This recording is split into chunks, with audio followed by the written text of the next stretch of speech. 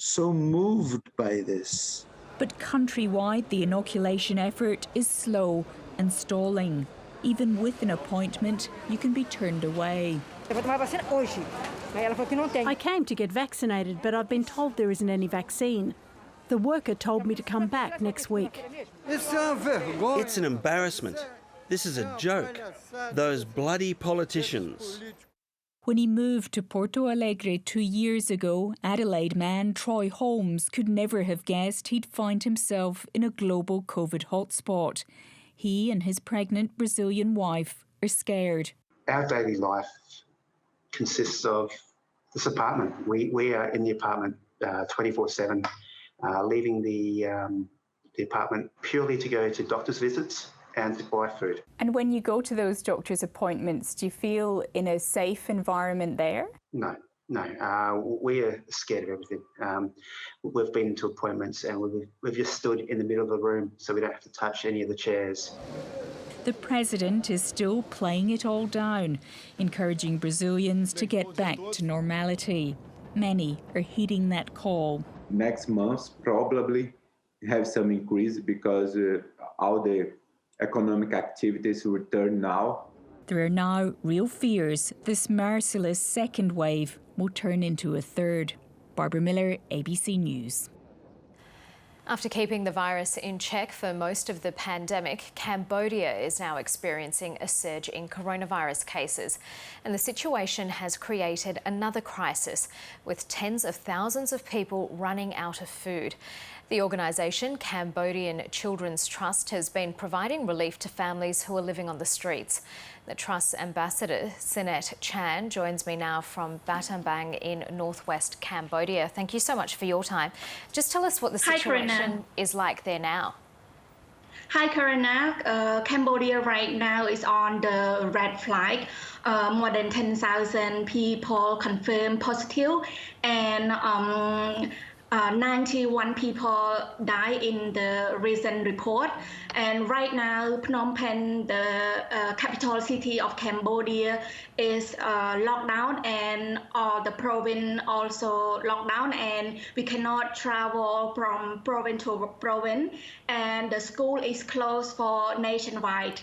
And yeah, many people have losing their job and they cannot travel to different places to work, and many people they are so poor and cannot afford for food and to rent a place, and most of them is living on the street. So what's worse right now, the number of infections and the number of people sick from COVID-19, or the economic fallout and the food shortages that have occurred as a result of the lockdown? Yeah, so most people that we working with, most of them, they losing their job, they cannot travel to work, and some of their family who immigrate to work in the like Thailand border or in a different province like Siem Reap or Phnom Penh have been locked down. They cannot send the support back to their family, and their family now only can stay at home, feeling worried how are they going to provide food for the family. And some of them facing emotional breakdown, like feeling depressed, stress and anxiety. So is there actually a shortage of food, or is it that people can't afford to buy food? So, you know, like in Phnom Penh, people who in the red flag location mostly get support from the government, but people who living in the different provinces, they cannot have food to eat because they don't have a job. And you know, like in Australia, if you are locked down, your government going to support you paying your rent and your food. But in Cambodia, we don't have that kind of support. So CCT going every day into the village, like as my job, I go to the village every day with the social worker, medical team, and the family finance team to go to check people living in the slum, street kids kids living in the street to talk to them, asking if they need food or any support from us. And right now they are very happy to get the support. But we cannot do this alone. We need more support because our government also have limited support. They cannot provide the nationwide food to support the whole country. And when you go out into those villages and you're helping those people, what are they telling you about how desperate the situation is? So for example, most people who used to go out to work, they stop. And they, every day, every night, they will go to the rice field hunting for wild frog, crab, or wild morning glory to cook for food, you know. And they don't have the support. And people who is very living in a poverty, they.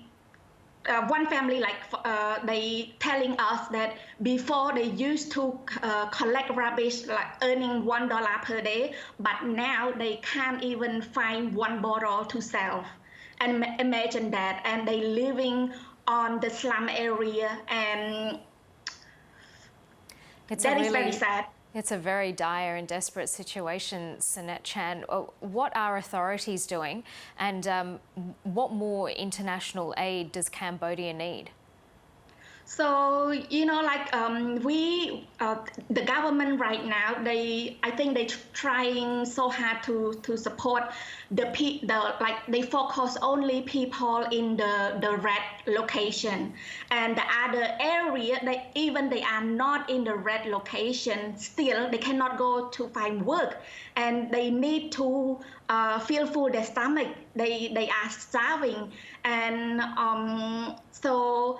Our government have limited support, and even the vaccination or rice or medical treatment, and also the hospitality, everything is limited. And people who is living under poverty, they are starving. For most people that we are working with, they are living very horrible situation. We need the support right now. Sanette Chan, thank you so much for everything that you're doing to help those people. Thanks for speaking to us. Thank you.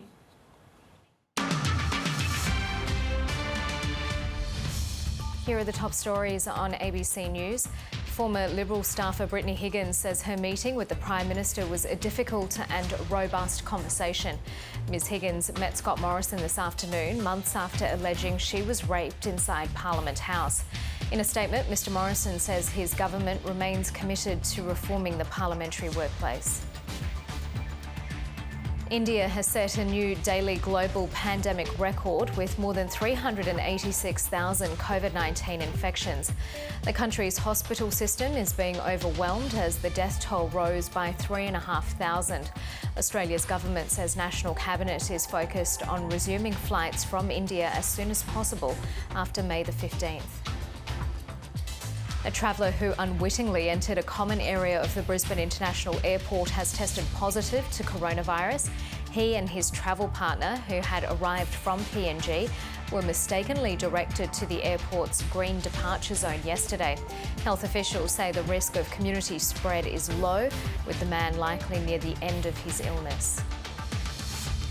And the major parties are framing tomorrow's Tasmanian election as a choice between stable management and change for the better. The Premier Peter Gutwein wants to secure a third term in office for the Liberal Party, while Labor leader Rebecca White hopes her health and housing pitch is enough to win her the top job.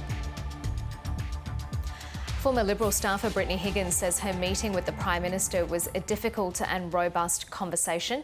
Ms Higgins met Scott Morrison this afternoon. This comes months after she alleged she was raped inside Parliament House while working as a ministerial staffer. She's proposed changes that she hopes will improve the culture in politics. Ms Higgins says there has been an encouraging consensus on the need for reform. We had a very robust discussion. The Prime Minister acknowledged that the system had let me down, and we were in agreement that there needs to be reform. It was a difficult conversation to have at a personal level. It was very hard to come here.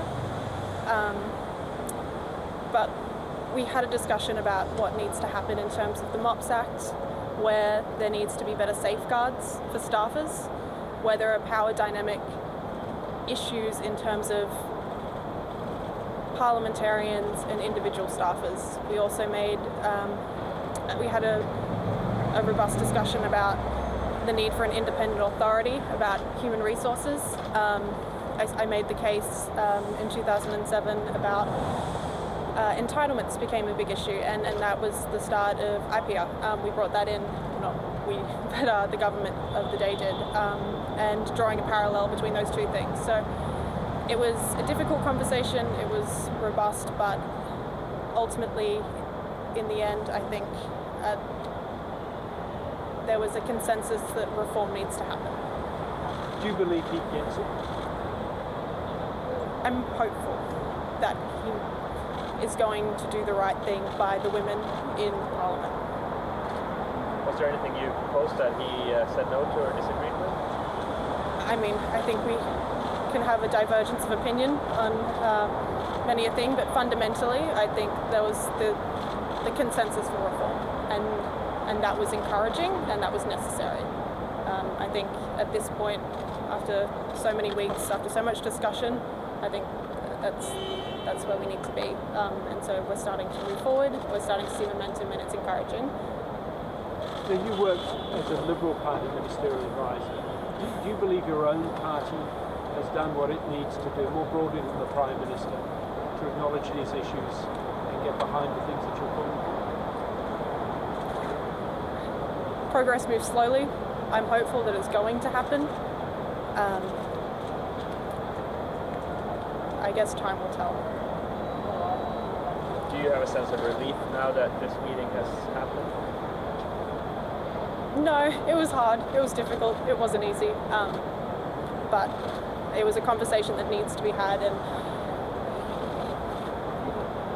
it was an honest and frank discussion, and it's important that we had it. If there was one single thing you think you got out of the Prime Minister today, was there anything which you feel has moved the dial at all? I think he fundamentally seemed to understand what had happened to me and how it was handled in a more holistic way, and that was encouraging, I think, by the end of the conversation.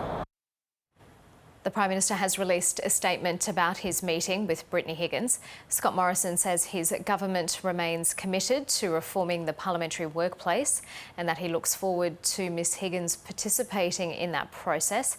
He went on to acknowledge Ms Higgins' courage in coming forward and thanks her for her contributions. Prue Goward is a former Sex Discrimination Commissioner. She says it's important the Prime Minister understands the experiences of women like Brittany Higgins. If we can get more men to understand how these events occur and how it feels, and the perspective of the female victim so often is not understood by men who say things like, well, she could have stopped it, she could have walked away, why didn't she just push him off? Why did she put herself in a situation where this could have happened? I think it's really good for men to listen to this. You do need a grievance process that gives people the opportunity to report anonymously. I think that's pretty obvious. So they should be starting to already encourage that. And remember, it's not just sexual misconduct. There's a lot of bullying that can occur in offices with such a hierarchical structure and where there's such an enormous difference in the terms of engagement between the staff who, under the Members of Parliament Staff Act, have no job security. They can be dismissed overnight without any reason. Compare that with a Member of Parliament, for example, who has a 4-year guarantee and, a bit like a judge, very difficult to remove them. So because of the enormous power inadequacy, particularly around the appointment arrangements, I think the encouraging people to go to somebody anonymously and be able to provide that sort of anonymous service, I think would be very helpful. When it comes to prevention, because I can tell you 99% of victims do not want this to become a big public drama. They don't want to make a formal complaint. They are very uncomfortable about risks to their job and all the rest of it. What they want is for the behaviour to stop. Now, Brittany Higgins was allegedly sexually assaulted. That's a very serious matter, and there are different ways of dealing with criminal accusations. But when it comes to sexual assault, sexual harassment, for example, that person in the office who persists in running his hands up and down that young woman's shoulders and giving her that unwelcome massage, those sorts of behaviours are unlawful, but they're not criminal. And I think the best way, and this is what victims, whether it's male or female, will always say, the best way to address this is to have a culture in the office where these things just don't happen. The federal government says National Cabinet is focused on resuming flights from India as soon as possible after May the 15th. India has set a new daily record of COVID-19 infections with more than 386,000 cases. Ruchi Quatra is a Melbourne-based travel agent who has helped secure charter flights to repatriate more than 6,000 passengers to and from India during the pandemic. With the cases increasing in India, with the COVID cases, Prime Minister has put a complete travel ban. So the people who have booked the tickets, were traveling through the different routes via Maldives, via Singapore, KL, or via Dubai, they all have been sent back that they cannot go, and they have to cancel their flights and have put money on the risk with the cancellation fee. The other thing is they were waiting in India from past more than a year now, and still they are not able to fly back. So the families who are separated, the partners or the kids who are not able to meet their families, so they are really distressed with the Prime Minister decision. We still have flights actually going on to India. Last night also, we were having a charter flight from Melbourne to Delhi.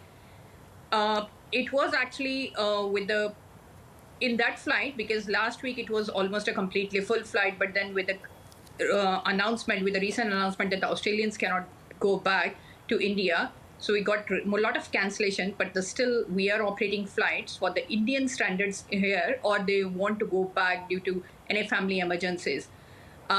With this decision, although we understand that the Australian government, they do not want the people to come to Australia, obviously with the current COVID cases increasing in India and the COVID cases and the quarantine facilities as well. The thing is, the Australians, especially the Indian Australians who want to go on an emergency to meet their families or due to the death or some that, with the Australian federal decision that revoking all the travel exemptions for the OCI holders and for this permanent residents, those people are also a little bit distressed with this decision that they cannot meet their families even if there is a death in the family. The people, when they are applying for the exemption, they are telling clearly to the federal government that they are not expecting that they will return in, or they won't ask the government that they are returning back in next coming 3 months.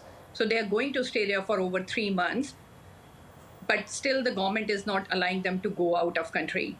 Most of the people, even the Indian nationals, they don't also want to go back to their country, back to India, because of the situation is getting worse over there. So for their personal safety also, they don't want to go. But there are still family emergencies where nobody is there to take care of, and they are the only children here or the kids here, and they want to still meet their parents. Or a situation that where they really are stuck here and they want to go to India, but the Australian government is not allowing. And the same way, it's for the Australians who are stranded in India, where they desperately want to come back, but with the situation or with the travel ban put by the Australian government, so they are not able to return at all. Going out, if I'll say, the people are not really understanding that why they have put the ban on the Australian citizens or the permanent residents, they cannot go out the country. Obviously, the government has decision taken in considering the situation and for the personal safety of the travelers or the people. The thing is, they still want to go because they have a situation over there. If we'll say on the returning back, yes, the people understand that why the decision has been taken because of the less quarantine facilities or whatever, but according to them, it's more than a year now, and they are saying with the Australian standard in India, they are really frustrated now that they are putting the blame on the government, that the government should arrange more facilities and support them to return back to Australia. And you can watch the Vaccine India special at 7:45 Eastern tonight on the ABC News channel. Jeremy Fernandez will have the latest on the virus with a focus on the country at the very epicentre of the pandemic. The Vaccine India special at 7:45 Eastern tonight on the ABC News channel. Authorities at Brisbane